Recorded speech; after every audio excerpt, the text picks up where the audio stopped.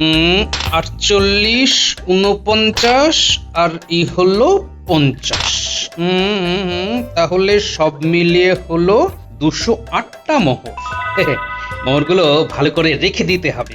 এই দিয়ে এই বছর ঝড় বৃষ্টির আগেই ঘরের চালটা সারিয়ে নিতে হবে। হ্যাঁ গো বলি শুনছো?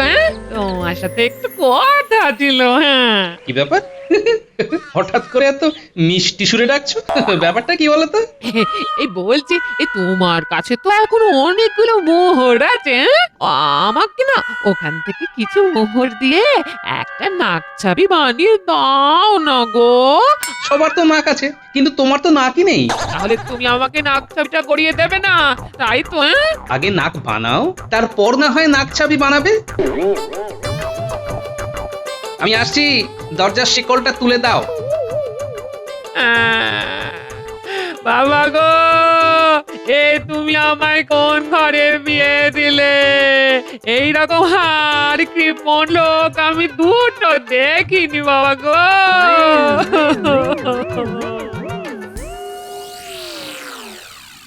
রে, যা বললাম বুঝে গেছিস তো? আপনি কিচ্ছু চিন্তা করবেন না মন্ত্রীমশাই, সব একেবারে জলের মতো পরিষ্কার। সব যখন বুঝে গেছিস তখন আজ রাত থেকেই কাজে লেগে যা। তো সাবধান, কেউ যেন তোদের সন্দেহ না করে। কৃষ্ণনগরবাসীর মাথায় এত বুদ্ধি নেই যে আমাদেরকে সন্দেহ করবে। আপনি শুধু ওই আমাদের ভাগটা ঠিক করে বুঝিয়ে দেবেন, ব্যাস। আপনাকে আর অন্য কোনো কিছু নিয়ে চিন্তা করতে হবে না মন্ত্রী মশাই।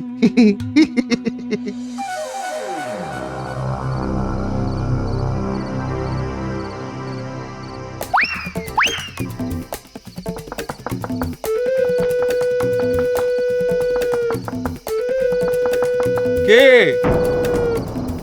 দরজা খুললেই বুঝতে পারবি আমি কে। তাড়াতাড়ি দরজাটা খোলো, না হলে দরজা ভেঙে ফেলবো। আরে রে রে রে রে রে রে রে রে। তাড়াতাড়ি যা, সোনা দানার টাকা পয়সা আছে সব দিয়ে দে, দিয়ে দে, দিয়ে দে, দিয়ে দে। হ্যাঁ হ্যাঁ, দিচ্ছি দিচ্ছি, সব দিয়ে দিচ্ছি, শুধু আমাদের কোনো ক্ষতি করবেন না।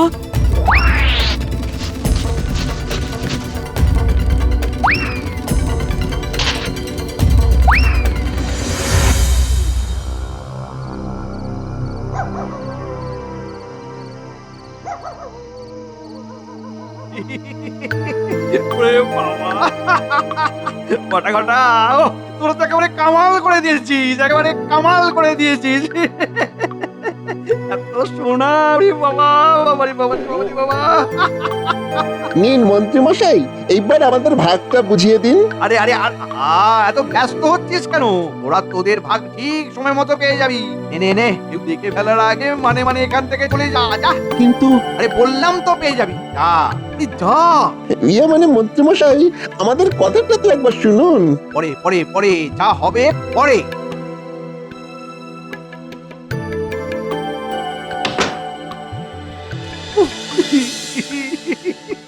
এই সব শোনা আমার আমার যে কি আনন্দ হচ্ছে না।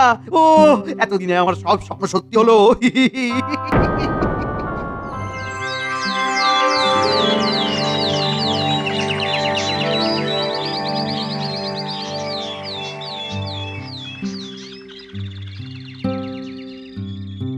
হায় হায় হায় হায়, বলি কি সর্বনাশ নেমে এলো কৃষ্ণনগরে। কি হয়েছে? আরে কাল মূর্তিদের বাড়িতে ডাকাতি হয়েছে। হ্যাঁ ডাকাতি? কি বলছো গো? হ্যাঁ গো, গ্রামের আরো অনেক বাড়িতে ডাকাতি হয়েছে। হ্যাঁ, গোটা গ্রামবাসী তো খুব ভয়ে আছে, সবাই মিলে মহারাজের কাছে গেল। হ্যাঁ, তাই নাকি? তাহলে তো আমাকে একবার রাজবাড়িতে যেতে হচ্ছে। আচ্ছা আচ্ছা, ঠিক আছে। হ্যাঁ, ঠিক আছে ঠিক আছে।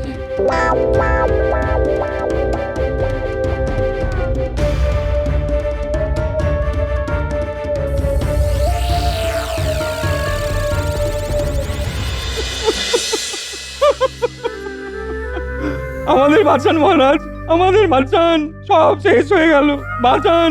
মহারাজ, আমরা গরিব মানুষ, এইভাবে ডাকাতরা এসে আমাদের সর্বস্ব নিয়ে যদি চলে যায় তাহলে আমরা কোথায় যাব মহারাজ? সবার তো এখনো ডাকাতি হয়নি, কিন্তু আমার তো যেটুকু ছিল সেটাও চলে গেল। কি হবে বলুন তো মহারাজ? আচ্ছা আচ্ছা, ঠিক আছে ঠিক আছে, তোমরা এইভাবে কান্নাকাটি করো না। আমি দেখছি কি করা যায়। কি ব্যাপার সেনাপতি, তুমি থাকতে ডাকাতি হলো কিভাবে? কে মানে মহারাজ, আমি তো কিছু বুঝতেই পারছি না। আমি তো সীমানায় পাহারা বসেই রেখেছিলাম, কিন্তু কিভাবে ডাকাতরা কৃষ্ণনগরে প্রবেশ করলো আমার মাথাতেই আসছে না। সেনাপতিকে দোষ দিয়ে কি হবে মহারাজ? ডাকাতি তো হতেই পারে, কিন্তু আমাদের সাবধানে থাকতে হবে। আমাদের এমন কিছু একটা করতে হবে যাতে ডাকাতরা আর কারোর গচ্ছিত সম্পদ নিয়ে না যেতে পারে। কিন্তু কি করা যায় বলো তো মন্ত্রী? মহারাজ, ডাকাতরা একবার যখন কৃষ্ণনগরে ঢুকে পড়েছে তখন আমি নিশ্চিত ওরা আবার ডাকাতি করবে। তাই জন্য সকলের গচ্ছিত সম্পদ এমন জায়গায় রাখতে হবে যাতে ওই ডাকাতরা ঘুণাক্ষরেও টের না পায়। এই কথাটা তুমি ঠিক বলেছো মন্ত্রী, কিন্তু এত সোনাদানা রাখবো কোথায়? মহারাজ, আপনি যদি বলেন তাহলে এই দায়িত্ব আমি নিতে পারি। কিন্তু তুমি নেবে মানে? কি বলতে চাইছো একটু খোলসা করে বলো তো মন্ত্রী। মহারাজ, আমি বলতে চাইছি আমার বাড়িতে একটি বড় সিন্ধুক আছে। সেই সিন্ধুকের মধ্যে গ্রামের সকলে যদি তাদের সোনা দানা রেখে দেয় তাহলে আর কোনো চিন্তাই থাকবে না। আর সকলের সোনা কোথায় আছে সেটা ডাকাতরা জানতেও পারবে না। মহারাজ, আমার একটা কথা ছিল, সকলের সোনা একটা সিন্ধুকে রাখা হবে সেটা ভালো কথা, কিন্তু এটা তো রাজবাড়িতেই রাখা যেতে পারে। মন্ত্রী মশাইয়ের বাড়িতে রাখার তো কোনো প্রয়োজন নেই, কারণ মন্ত্রী মশাইয়ের থেকে আপনার বাড়িতে নিরাপত্তা অনেকটা বেশি মহারাজ। গোপাল, তুমি একেবারে ঠিক কথা বলেছো। ওহ, এ ব্যাটার সবকিছুর মধ্যে কথা না বললেই নয়। তবে ওর সবকিছু ভেঙে দেওয়ার আগেই আমাকে কিছু একটা বলে পুরো ব্যাপারটা সামলাতে হবে। ওটাই তো সমস্যা মহারাজ, ওটাই হচ্ছে সমস্যা। দেখুন, সীমানায় এত সেনা থাকা সত্ত্বেও ওই ডাকাতরা কিভাবে আমাদের সীমানায় ঢুকে পড়লো? আর রাজবাড়িতে ঢোকা ওদের কাছে এমন কি শক্ত ব্যাপার হবে? কারণ ওরা তো সবার কাছ থেকে যখন সোনা দানা পাবে না তখন তো মহারাজকেই সন্দেহ করবে আর রাজবাড়িতেই আক্রমণ করবে। হ্যাঁ মন্ত্রী, তোমার কথাটাও ঠিক। আর তোমার কাছে যদি সোনাগুলো থাকে তাহলে ডাকাতগুলো আর সন্দেহ করতে পারবে না। এই তো কি সুন্দর বুঝে গেলেন মহারাজ। তাহলে ওই কথাই রইল মহারাজ, সবার সোনা আমার কাছেই, না মানে আমার বাড়ির সিন্ধুকেই থাকবে। বেশ বেশ, সবাই শোনো, কালকে তোমাদের সমস্ত সোনা দানা নিয়ে এসে মন্ত্রীর বাড়িতে জমা দিবে। এতে তোমাদের সোনা অনেক বেশি সুরক্ষিত থাকবে।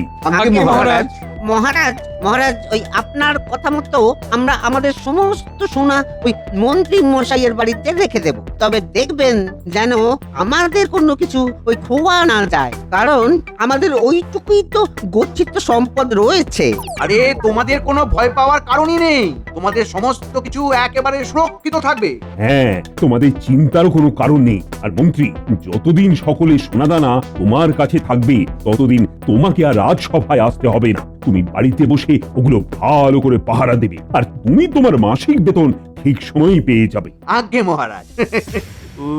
এতদিন পর আমার মনের ইচ্ছে পূরণ হতে চলেছে। এইবার আমি সবার সোনা দানা দিয়ে অনেক অনেক অনেক বড় লোক হয়ে যাব।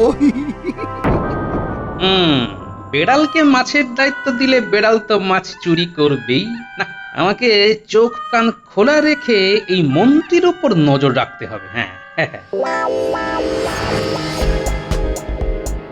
দে দে দে, এক এক করে সবাই তোদের সোনাগুলো আমার হাতে তুলে দে। আর কোনো চিন্তা করবি না, তোদের সকলের সোনা আমার কাছে একেবারে সুরক্ষিত থাকবে।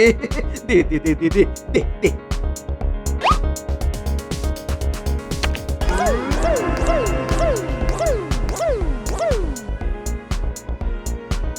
বলছে আমার বিয়ের যে দুজোড়া সোনার বালা আর কানের দুলখানা আছে না, সেগুলো মন্ত্রী মশাইয়ের কাছে গিয়ে রেখে আসছি, বুঝলে? কি, তুমি মন্ত্রী মশাইয়ের কাছে সোনা রাখবে? হ্যাঁ, আসলে বাড়িতে সোনা রাখতে খুব ভয় লাগছে, যদি ডাকাতরা এসে সব নিয়ে যায়। তুমি কি ভাবছো মন্ত্রী মশাইয়ের কাছে সোনা রাখলেই তোমার সব সোনা সুরক্ষিত থাকবে? মন্ত্রী মশাই ডাকাতের চেয়েও ভয়ঙ্কর। ডাকাতরা যদি ধরা পড়ে তাহলে তুমি তাও সোনা ফেরত পেতে পারো, কিন্তু মন্ত্রী মশাইয়ের হাতে একবার সোনা পড়লে সেই সোনার কথা তোমাকে ভুলে যেতে হবে গিন্নি। তাই বেশি কথা না বলে যেখানকার জিনিস সেখানেই রেখে দাও। ডাকাত এলে সোনা নিয়ে যাবে তাও ভালো, কিন্তু মন্ত্রী মশাইয়ের কাছে আমি সোনা রাখতে দেব না। হ্যাঁ,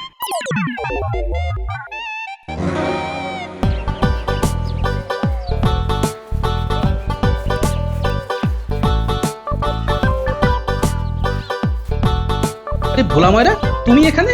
আর এদিকে আমি তোমার দোকান থেকে ঘুরে এলাম, তা হঠাৎ আজকে দোকান বন্ধ রেখেছো কেন?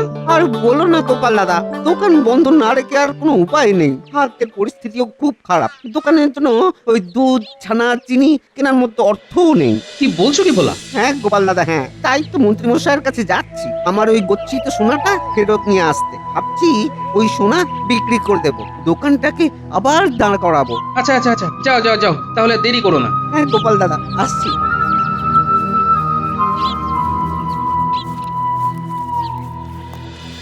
না না, মামা বাড়ির আবদার নাকি? এ যখন তখন সোনা চাইলেই পাওয়া যায় নাকি? আমি তো অন্য কারোর সোনা চাইছি না মন্ত্রী মশাই, আমি আমার গচ্ছিত সোনাই তো চাইছি।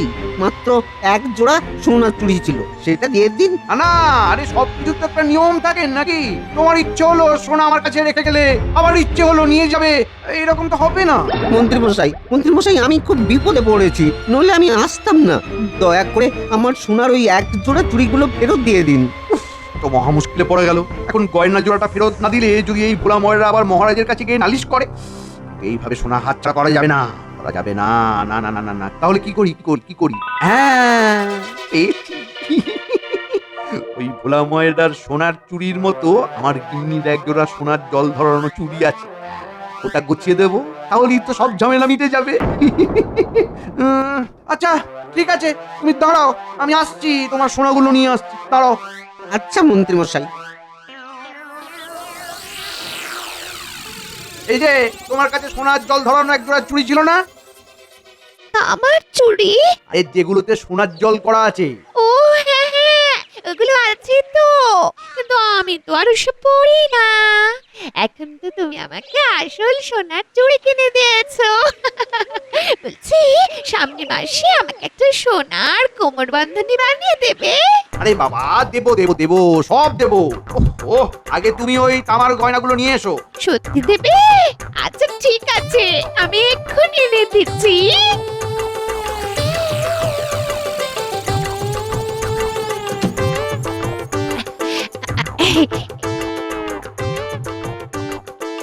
এই নাও, কিন্তু এগুলো দিয়ে তুমি কি করবে? আমি পরে বসে থাকবো। হয়েছে, শান্তি, এবার যাও যাও, নিজের কাজে যাও, যাও।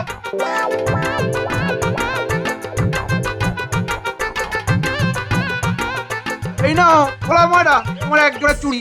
ধন্যবাদ মন্ত্রী মশাই। তোমার সব গয়না বুঝিয়ে দিলাম।